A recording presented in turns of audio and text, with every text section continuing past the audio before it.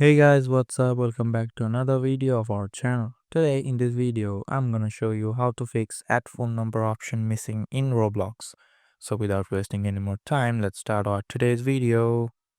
If you want to fix add phone number problem, first of all open your Roblox, then go to settings and go to account info. Now here you can see there is no phone number option showing here. And as you can see, there's an option to verify my age. There are two specific reasons here of this problem. First of all, your email address is not verified and your age is not verified. You have to verify your email and verify your age to see the phone number option. When you will complete this process, your phone number option will shown here.